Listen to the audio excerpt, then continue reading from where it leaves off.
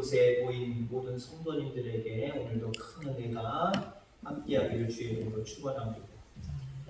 하나님만 드높이면 이라고 하는 말씀으로 함께 은혜를 나누고자 합니다.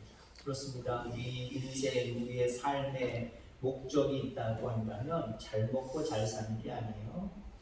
모든 영광을 하나님께 올려드리는 삶을 살아가야 됩니다. 그러니까 나를 드높이는 것이 아니라 그 어떤 것들을 드높이는 것이 아니라 하나님을 드높이는 삶, 이게 우리의 삶이어야 됩니다. 지금 여러분들이 드높이고 있는 것들이 무엇입니까? 한번 되짚어 볼 수 있기를 바랍니다. 내 자신의 이름, 어떤 내가 소유한 것들, 이것들이 나로 인해서 드높여지고 있는지, 아니면 바울처럼 이 모든 것들을 배설물로 여기고 오직 하나님만을 드높이고 있는지. 여러분들 하나님만을 드높이는 저와 여러분들 다 되기를 주의 이름으로 축원합니다. 아멘. 요셉이 술 맡은 간원장의 꿈을 해석해주고 나를 좀 기억해달라. 나는 여기서 이렇게 억울하게 옥살이 할 사람이 아니니까 나를 여기서 끄집어져 내라 라고 부탁을 합니다. 금방 될 줄 알았더니 여러분들 지난번부터 계속 말씀드린 것처럼 2년이라고 하는 아주 긴 시간, 감옥에서는 너무나도 긴 시간이에요. 앞이 한치도 볼 수 없는 절망 가운데 2년은 엄청난 기간입니다. 2년 동안 새까맣게 아무 소식도 오지를 않습니다. 그리고 성경도 그 2년 동안 아무 이야기를 요셉에 대해서 기록하고 있지 않습니다. 그래서 2년 동안 요셉이 그 감옥에서 어떻게 지냈느냐, 어떤 신앙의 태도를 가졌느냐 전혀 알 수가 없어요. 자, 그런데 우리가 알 수 있는 방법이 오늘 본문에서 나옵니다. 우리가 성경을 보면 여러분들 성경도 비슷하겠습니다만 14절 시작할 때 동그란 거 이렇게 표시되어 있죠. 요거는 그 앞절과 시간적으로 동떨어져 있다라고 하는 것을 의미하는 겁니다. 그리고 앞의 내용과 다른 내용이다라고 하는 그런 어떤 의미도 내포되어 있습니다. 그 사이가 2년이 벌어진 거예요. 2년 동안 요셉이 감옥에서 어떻게 살았는지 전혀 알 수가 없어요. 근데 오늘 14절, 15절, 16절 그 이후로 계속해서 보면은요, 요셉이 어떤 신앙의 자세를 가지고 살았는지 볼 수가 있다는 거죠. 어떻게 볼 수 있느냐? 15절 말씀해 보니까 요셉을 불러오라고 합니다. 왜냐하면 지금 바로가 엄청난 꿈을 꿨는데 뒤숭숭하기만 하지 어떤 꿈인지조차도 잊어버렸어요. 잠깐 생각만 나요. 정확하게 그 얘기를 꿰뚫어서 이야기를 꾸밀 수가 없어요. 꿈 얘기가 중간중간만 생각납니다. 찜찜해 죽겠습니다. 근데 그 꿈을 해석하고 그 꿈을 알아내는 사람이 그 애굽 땅에 한 사람도 없습니다. 그때 술 맡은 간원장이 2년 만에 기억을 한 거예요. 요셉 얘기를 합니다. 그러니까 왕이 그 얘기를 듣고 야 요셉 불러와. 요셉이 이제 수염도 깎고 옷도 깨끗하게 갈아입고 왕 앞에 섭니다. 야 내가 네 얘기를 들었더니 무슨 꿈이든지 다 알 수 있다며, 다 해석할 수 있다며 라고 요셉을 얘기하는 거예요. 네가 그렇게 할 수 있다며 라고 이야기를 하는 거예요. 근데 여러분들 여기서 보세요. 요셉이 뭐라고 반응합니까? 16절에 보니까 요셉이 바로에게 대답하여 이르되 내가 아니라. 아멘. 내가 아니라.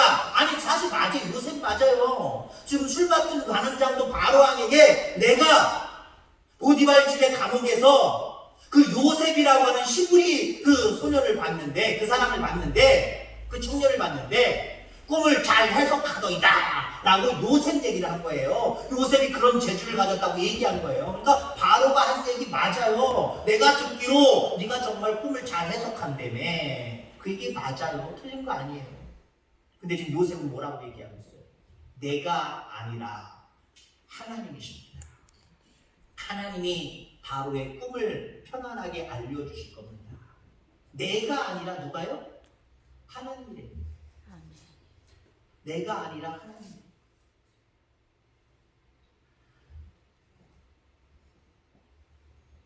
술 맡은 간원장을 보내고 나서 2년 동안 아무것도 기억하지 못하는 술 맡은 간원장으로 인해서 시간만 흘러갑니다. 그 사이에 요셉이 어떻게 살았는가? 더욱더 하나님을 드높이는, 하나님을 의지하는 그런 신앙의 자세를 갖게 되는 줄 기억하시기 바랍니다.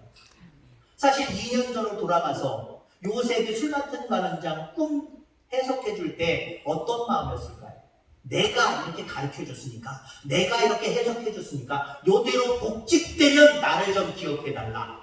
그러니까 내가 했으니까 나를 기억해 달라는 거예요. 그때도 하나님이 하셨다라고 한다면 자기를 거기서 건져내달라 소리 할 수가 없는 거예요. 근데 그때는요, 자기가 했다고 생각하는 거예요.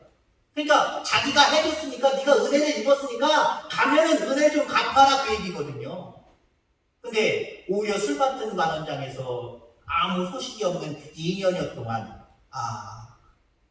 내가 한 게 아닌데 하나님이 하신 건데, 내가 또 여기서 감옥에서 나가려고 해도 안 되는 것이구나, 하나님이 하셔야 되는구나. 그럼 하나님의 때가 언제인지 알 수 없으니 나는 그냥 잠자코 기도하면서 기다립니다.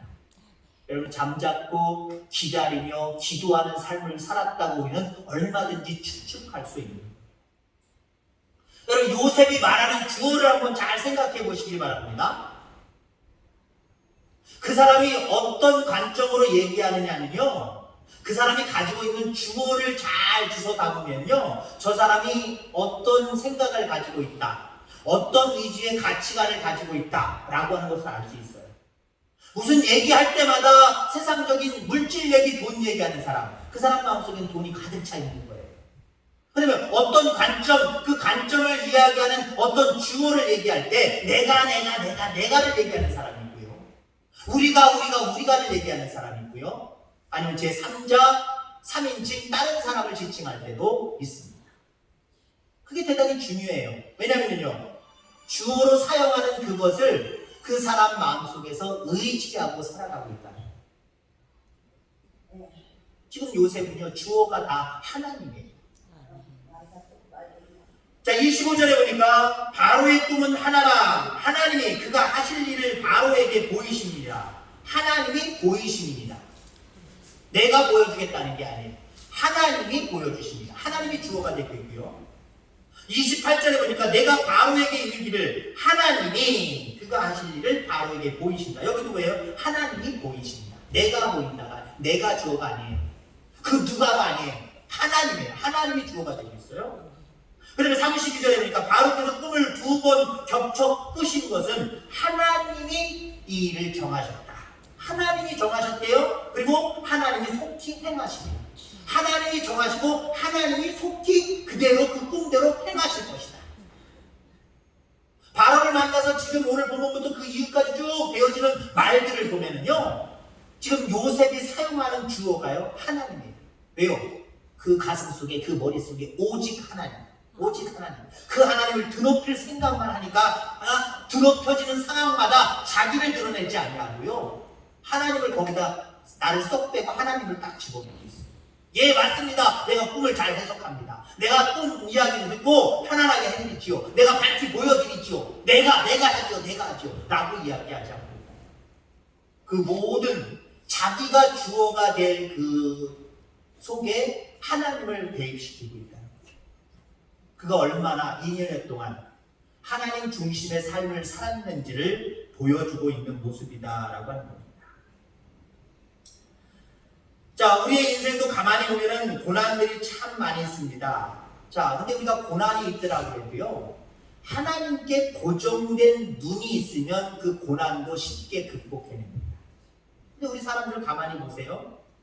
고난당한 사람들을 가만히 바라보면 내가 죽게 됐다는 거예요. 죽지 못해 산다고 하소연하는 사람들이 상당히 많이 있습니다. 여러분, 그렇게 말하는 사람들은 무엇을 바라보고 있는 거예요? 무엇을 중심에 두고 있는 거예요? 자기 자신, 자기가 당하고 있는 고난을 가장 삶 속에 중심에 두고 있는 거예요. 내가 내 형편이 왜 요 모양이지? 자기 자신만 바라봐요. 자기를 둘러싸고 있는 많은 고난들만 바라봐요. 그러니까 그 고난 앞에서 자꾸 넘어지는 거예요. 일어날 수가 없는 거예요. 더 깊은 수렁으로 빠져가는 거예요. 그러나 우리는 어떤 고난을 겪더라도 여러분들, 우리의 마음속에, 우리의 생각 속에 늘 하나님께 우리의 마음과 눈이 고정되기를 주의 이름으로 축원합니다. 어떤 고난이 와도 하나님이 계십니다. 하나님이 하실 거니까. 하나님이 도우실 거니까. 하나님이 지혜 주실 것입니다. 여러분 어떤 고난이라도요 하나님께 눈이 고정돼 있으면요 그 고난은 아무것도 아니에요. 자, 우리가 어떤 이야기를 예를 들 수 있냐면요, 예수님께서 제자들이 타신 배에 오실 때에 마치 유경처럼 오셨죠. 제자들이 유경이다. 네, 풍랑이 이거 죽겠는데 사람이 무리를 걸어오고 있어요. 그게 예수님이셨습니다. 그 모습을 보고 베드로가 나도 그 무리를 걷게 하여 주옵소서. 그래 한번 와라. 베드로도요 무리를 걸었어요. 잠깐이지만 무리를 걸었단 말이에요. 근데 어떻게 됐지요? 금방 풍랑 속으로 쏙 빠져버렸습니다. 그것을 설명하는 내용들을 가만히 보세요. 예수님이 그래 너도 할 수 있어 일로 와봐. 나를 보고 와봐. 나를 보고 오라 그랬을 때나 빠졌을 때나 똑같이 풍랑은 똑같이 일었어요. 예수님이 오라 그랬을 때 풍랑이 안 일고 잔잔했기 때문에 걸어간 거 아니에요. 예수님이 오라고 하셨을 때도 풍랑은 거세게 정말 죽게 되었다라고 표현한 것처럼 죽을 지경으로 풍랑이 일었었어요. 그럼에도 불구하고 베드로는 걸었습니다. 근데 똑같은 풍랑이지만 조금 있다 그 물속에 빠져갑니다. 이유가 있습니다. 그 차이가 있습니다. 어디에 그 베드로가 시선을 고정했느냐가 아주 큰 관건이었어요. 예수님께 그 시선을 고정하고 그 풍랑이는 고난 속에서도 걸어갈 때 걸을 수 있는, 이겨낼 수 있는, 풍랑을 극복해낼 수 있고 밟을 수 있는 능력이 베드로에게 생겼었어요. 근데 그 시선은 자기 자신에게, 자기 주변의 환경에게 관심을 두다 보니까, 거기에 집중하다 보니까 하나님은 보지 못하고 예수님은 바라보지 못하고 자기를 바라보고 풍랑 속에 있는 자기를 바라보고 그리고 그 풍랑 자체, 문제, 상황들을 바라보니까 어떻게 쏙 빠지더라고요. 여러분 그렇습니다. 어떤 고난 가운데 있을지라도 요셉처럼 하나님께 고정하시기를 주님으로 축원합니다. 오직 하나님만 생각하고 그 하나님을 드높이시기를 바랍니다. 그러면 그 고난은 시간의 문제지요. 극복하지 못할 일이 하나도 없어요. 어떠한 고난이라고 할지라도 우리는 극복해낼 수 있음을 기억하게 되기를 주의 이름으로 축원합니다. 우리의 상황이 결코 웃을 수 없을 것 같고 복잡하고 답답하고 어렵고 그래서 화나고 막 짜증날 때도 아마 있을 겁니다. 너무 심한 고통 때문에 짜증나고 얼굴에는 웃음이 사라지고 이런 일들이 얼마나 많이 있습니까? 이런 일들이 바로 하나님께 고정된 눈과 마음이 사라졌을 때 생긴다는 것 기억해야 됩니다. 우리가 하나님께 마음과 눈이 고정되어 있다고 한다면요, 우리 이 세상에 살아갈 때에 결코 웃을 수 없는 중에도 웃을 수 있는 거고요, 기뻐할 수 없는 중에도요 우리는 기뻐할 수 있는 거예요. 베드로가 빌립보서를 쓸 때에 감옥에 있었습니다. 근데 그 빌립보서를 한마디로 요지를 얘기하면 그냥 기뻐하라는 얘기예요. 기뻐하라. 주 안에서 기뻐하라는 얘기예요. 주 안에서 기뻐하라는 거예요. 아니 지금 감옥에 안 들어간 사람들이 감옥에 있는 이 바울을 위로해야 되는데 오히려 감옥 속에 있어서 오늘 내일 하는 바울이 빌립보 교회를 향하여서 많은 교우들을 향하여서 항상 기뻐하네. 주 안에서 항상 기뻐하네. 내가 다시 말하는 기뻐하라고 이야기해요. 빌립보서의 주제는 그래서 기쁨입니다. 근데 그 기쁨이 바울이 감옥에 있을 때 이야기한 내용이라고 한다면 우리는 너무 의아해하죠. 말도 안 돼. 말도 안 돼. 자기가 기뻐할 수 없는 그 상황 가운데 있으면서 어떻게 기뻐하라고 해. 여러분 그렇잖아요. 나는 기뻐하지 않으면서 야 기뻐하게 살아 항상 웃으면서 살아 라고 얘기하면 그 사람이 콧방귀나 끼지 따라하겠습니까? 너나 웃어 그러죠. 너나 웃어. 자기도 안 웃으면서 나한테 웃으래. 자기도 안 기뻐하면서 나한테 기뻐하래. 근데 여러분 보세요. 바울은 감옥에 있으면서도 기뻐하랍니다. 근데 그 기뻐할 수 있는 근거, 그 기뻐할 수 있는 이유가 있습니다. 주님 안에 있으면, 주님께 그 마음과 눈을 고정시키고 있으면, 모든 영광을 하나님께 돌려드리는 그 마음으로만 무장하고 있으면 모든 상황이 기쁨의 상황입니다. 모든 상황이 여러분들 기쁨의 상황이고 은혜의 상황임을 기억하게 되기를 주의 이름으로 축원합니다. 하나님을 바라보고 고난 가운데서 이겨내지 못하고 그 고난에서 지는 사람, 그리스도인이라고 바라볼 수 없어요. 성도는요, 어떤 고난 속에서도 십자가를 바라보고 하나님을 바라봄으로 인하여서 모든 영광을 하나님 앞에 돌려드림으로 인해서 또 하나님께 우리의 관점, 우리의 관심을 그 하나님께 둠으로 인해서 우리는 극복해낼 수 있는 사람입니다. 여러분, 예수님께서 십자가 지시면서 인상 쓰셨을까요? 너무 고통스러워, 너무 아파. 아, 내가 왜 이걸 줘야 돼? 저 인간들이 줘야 되는데, 야, 니네가 줘. 우리 인간을 향해서 눈살을 찌푸리고 화를 내고 짜증을 부리고 신경질을 부리고 눈물을 흘려가면서 억울하다 그러셨습니까? 그 모습은 너무나도 인자하셨습니다. 그 모습에는 짜증과 신경질과 그 어떤 것도 하나도 없었습니다. 왜? 그 십자가의 길마저도 아버지의 뜻이었기 때문에, 그 십자가의 길을 통하여서 많은 죄악 가운데 살아가는 많은 사람들이 구원함을 얻을 수 있는 그 길을 열었다고 생각하기 때문에 예수님은 그 고난의 현장의 자리에서도 짜증거리거나 신경질 부리거나 화내거나 억울하다고 말씀하시지 않았어요. 오히려 아버지의 뜻대로 되기를 원한다고 모든 영광을 하나님 앞에 돌려드리는 그런 모습들을 바라보게 됩니다. 여러분, 그렇습니다. 어떤 상황 속에서도 하나님께, 우리 주님께 우리의 눈과 우리의 마음을 고정할 수 있게 되기를 주의 이름으로 축원합니다. 다시 말해서 어떤 상황 속에서도 그 상황을 하나님이 허락하셨다고, 그 상황 가운데 하나님은 우리를 더 선하게 인도하실 거라고 오히려 감사하고 영광 돌리기를 주의 이름으로 축원합니다. 자, 그다음에 또 한 가지 오늘 우리가 살펴볼 것은요, 그 고난 속에서도 하나님만 드높이고 하나님 중심의 삶을 살았던 요셉인데, 또 한 가지를 이야기한다면 대안을 제시할 수 있었던 사람이 바로 요셉이었던 모습을 바라보게 됩니다. 33절, 36절에 보면은 요셉이 꿈에 대해서 해석하는 모습을 바라보게 되죠. 요지를 얘기하면 바로가 꾼 꿈은, 당신이 꾼 꿈은 7년 동안의 풍년을 이야기하는 거고, 그 다음에 7년 동안의 흉년인데 7년간의 풍년을 새까맣게 잊을 정도로 극심한 흉년이 될 거다라고 하는 그런 내용입니다. 자, 그러면서 뭐라고 얘기합니까? 그 내용만 얘기하지 않잖아요. 대안을 얘기하잖아요.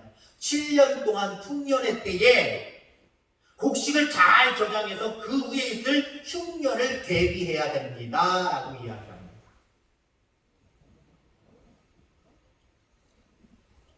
여러분, 대안 제시는요, 지도자가 해야 될 귀한 본분이고요, 어쩌면 하나님을 믿는 우리 하나님의 사람들이요, 이 대안을 가지고 있어야 돼요. 세상에 많은 사람들은 고난 앞에서 어떻게 할까, 죽게 되었다, 이제 망했다 라고 이야기하지만 우리 그리스도인들은요, 뭔가 대안을 가지고 있어야 돼요. 하다못해 두리뭉실하기라도 하나님이 하실 거야, 하나님이 선하게 인도하실 거야, 이것만이라도 우리는 가지고 있어야 돼요. 그리고 더 구체적으로 가지고 있을수록 여러분 좋습니다. 그럼 그 구체적으로 가질 수 있는 사람들은 어떤 사람들이냐? 늘 평상시에 기도로 깨어있는 사람. 풍년의 때가 계속 될 거라고 생각하지 않냐고, 풍년의 때에도 늘 준비할 수 있는 사람. 여러분, 우리가 기도라는 것도 생각해 보세요. 우리가 풍년의 때라고 생각하는, 내 마음이 평안하고 기도 제목도 별로 없고 그냥 이런 대로 살다가 아우 이렇게만 살면 참 좋겠어 라고 이야기하는 그런 좋은 상황들, 이런 상황 속에서 여러분들 기도가 다 잘 나옵니까?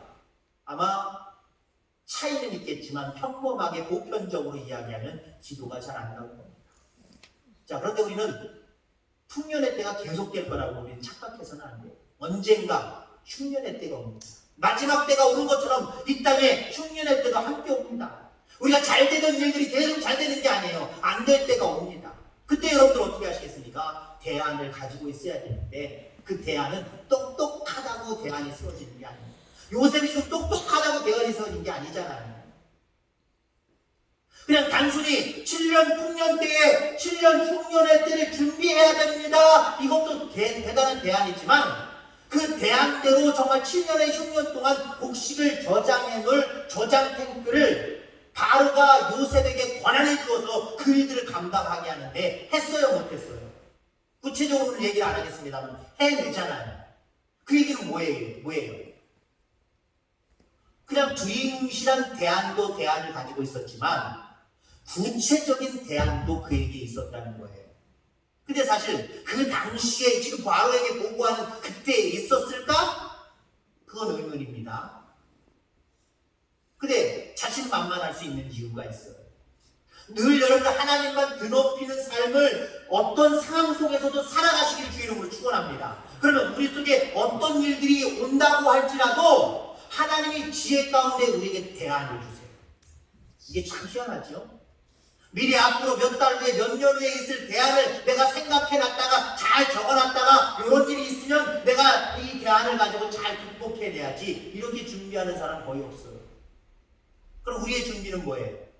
늘 하나님만 드높이고 하나님만을 바라보고 하나님만을 의지하며 그렇게 살아가는 거예요. 하나님께만 맡기고 살아가는 거예요. 그랬을 때 어떤 일들이 벌어질 때 하나님은 우리에게 반드시 대안을 그렇게 하나님만을 드높이는 사람을 중심으로 해서 그 사람에게 허락하십니다. 그 사람에게 허락하세요. 여러분 생각해 보세요. 신학 공부도요. 똑같이 4년 하고 3년 신정 공부하고 더 하시는 분들은 10년, 15년 계속해서 이 공부 저 공부해서 신학의 계통의 공부들을 합니다. 그러면 공부를 많이 하고 가망끈이 낀 사람들이 영역의 말씀, 능력의 말씀을 증거하느냐? 그건 아닌 것 같아요. 아닌 것 같아요. 신학교에서 우리가 신학교 교수님들은 아니지만 목사님들이 하시는 말씀이 있어요. 신학교 교수들은 공부가 우선입니다. 공부하십시오. 라고 하면서 공부가 우선이라고 이야기하지만 목사님들은 그런 얘기를 종종 하셨어요. 제가 신학 공부 잘한다고 목회 잘하는 거 아니더라고요. 오히려 신학 공부 못하던 애들이 야 제가 어떻게 신학 공부에 와서 어떻게 하나님의 일꾼이 된다고 와서 이런 사람들이 나중에 하나님 앞에 쓰임받는데 다는 아니지만 왜 그런 말씀을 목사님들이 하시느냐? 자기가 똑똑해서 공부 잘하면요 자기가 똑똑한 그거 의지해서 신학 공부 계속하고 그거 의지해서 자기가 노련하고 정말 지혜로운 지혜를 잘 되는 설교 잘 원고 잘 정리해서 그래서 설교하는 줄 알게요. 그러면 설교라는 게 그렇잖아요. 신앙이라는 게 그렇잖아요. 내가 잘나야 신앙생활 잘하는 건가요? 아니더라고요. 하나님이 그 배후에 역사해 주셔야 설교자는 설교를 잘하는 거고요. 성도는 신앙생활을 그래도 잘하는 거예요. 여러분이 잘나서 가요. 그러니까 여러분들 내가 가만히 길고 짧고 내가 돈을 많이 벌고 적게 벌고 관심 갖지 마시기 바랍니다. 하나님의 일은요 누구든지 하나님의 능력을 받는 자들이 행할 수 있는 거예요. 여러분들이 다 대상자임을 기억하기를 주의 이름으로 축원합니다. 누구나 다 될 수가 있는 거예요. 누구나 다 될 수 있는 거예요. 아이들이죠. 공부하지만 가장 듣기 좋은 말 인생의 성적인 인생의 선착순 뭐라 그러죠? 행복은 뭐? 행복은 뭐예요? 성적순이 아니라고. 아이들 그 얘기하면 좋아해요. 좋아하는 애들은 주로 공부 못하는 애들이 좋아하죠. 잘하는 애들은 그런 생각 안 하겠죠. 근데 물론 보편적으로 평범하게 따지면 공부 나름대로 열심히 잘하는 아이들이 그만큼 지혜의 문이 많습니다. 지혜의 문이 많이 열려 있는 건 당연한 거예요. 근데 열심히 해야 돼요. 근데요, 아이들 가만히 키워놓고 보니까요, 이게 사람 됨됨이 철드는 게 중요하더라고요. 철드는 게 중요하더라고요. 철들면 공부와 때로는 관계없이 정말 열심으로 자녀의 도리, 인간으로서의 도리를 잘 감당하며 살아가는 아이들도 있고요. 이게 뭔가 철들지 않으면요 아무리 지원해줘서 아무리 정말 좋은 교육을 시키고 좋은 환경 속에 살게 해줘도요 정말 죄송한 표현 버르장머리 없이 큰 아이들도 있더라고요. 뭔가 그 아이를 자극하는 것이 무엇이 있느냐 이게 대단히 중요한 거거든요. 정말 귀한 것들로 자극을 받고 뭔가 도전을 받고 뭔가 변화된 모습이라고 한다면요 그건 막을 수가 없어요.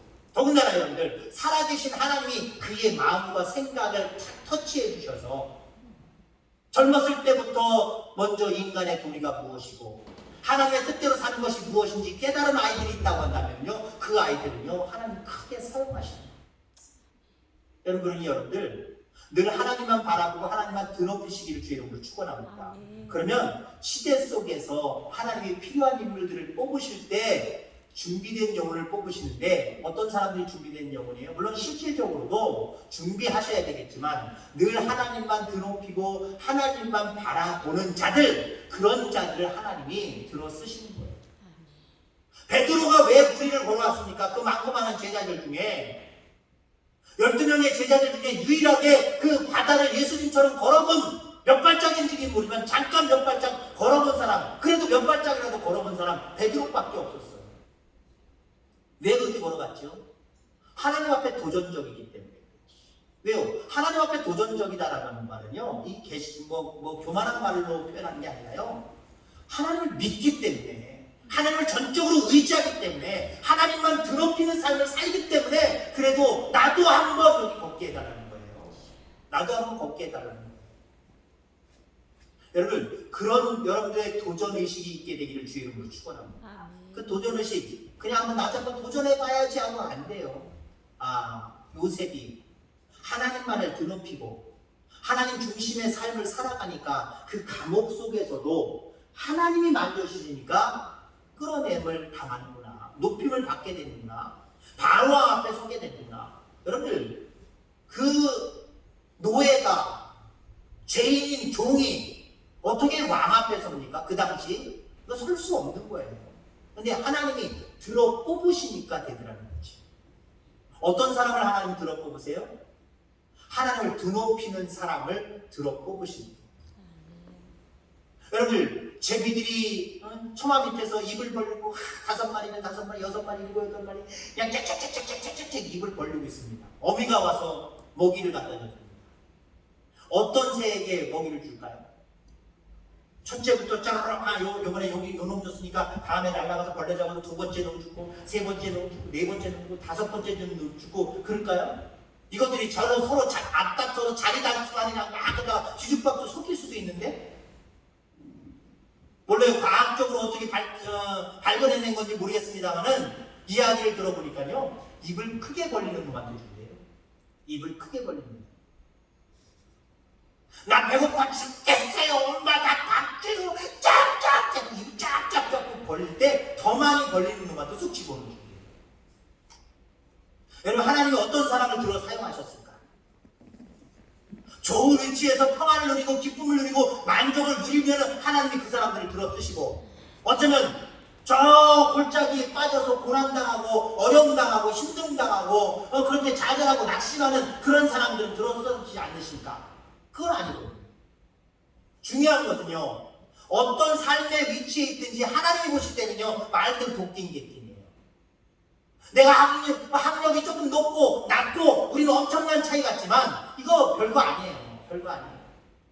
우리 신학교에도요, 7개 신학교가 있는데 어디 나왔느냐, 당신은 어디 나왔어? 그러면 이것도 7개 학교가 다는 아니지만 한 2-3부류로 분류가 상중하로 나눠지거든요. 그러면요, 어디 나왔다고 다르게 보고요, 어디 나왔더니 좀 약간 얕게 보고, 이렇게 있어요. 하나님 앞에는 아무것도 아니에요. 아무것도 아니에요. 가진 사람, 안 가진 사람, 하나님 앞에는 아무것도 아니에요. 뭔가 조건을 잘 갖춰가지고 정말 뭔가 잘하고 있는 사람을 하나님은 들어 쓰실까? 아니면 아무것도 모르는 것 같고 미련한 것 같고 우둔한 것 같고 그 위치가 정말 고난 가운데 있고 아픔 가운데 있는 어쩌면 우리가 바라볼 때는, 인간이 바라볼 때는 저 밑에 있는 그런 사람들을 하나님 사용하시지 않습니까? 아니에요. 하나님 들어 사용하시는데, 제비들이 입을 크게 벌린 제비 새끼들에게 아기가 먹이를 가져다 주는 거죠. 우리 여기 보면은 우리 이 자료들이 있잖아요. 이미지 자료 같은 데 보면은 제가 주기도문인가 어디에는 책이 있을 거예요. 나중에 볼 기회가 있으면 모르지만, 저렇게 움직이지 않는 고정된 영상도 있지만, 이미지도 있지만 움직이는 이미지도 있어요. 그 이미지 중에 이렇게 보세요. 이렇게 돼 있는 거 있어요. 머리도 안 보이고 손만 보여요. 손만 보이는데 이 손이 왔다 갔다 해요. 이게 뭐예요? 모든 영광 하나님께, 모든 영광 하나님께, 하나님만 영광 받으시옵소서. 하나님만이 하실 수 있습니다. 하나님만이 우리 가운데 왕이십니다. 자꾸 높여드리는 사람. 제비는 입을 쫙쫙 벌려야 먹이를 가져다 주듯이 우리는요 늘 하나님만 드높일 때 하나님이 우리의 손을 잡으셔서 우리를 들어 사용하실 줄 믿습니다. 아멘. 자기를 자꾸 드높이려고 하는 사람, 학력이든지 가진 거든지 그 어떤 세상적인 것들로 자기를 드높이려고 하는 사람, 그것으로 하나님 사용하지 않으세요. 오히려 하나님만을 드높이려고 하는 사람이 위치적으로는 감옥에 있을지라도 하나님은 그 감옥에 있는 사람이라고 할지라도 그를 들어서 사용하시는 거예요.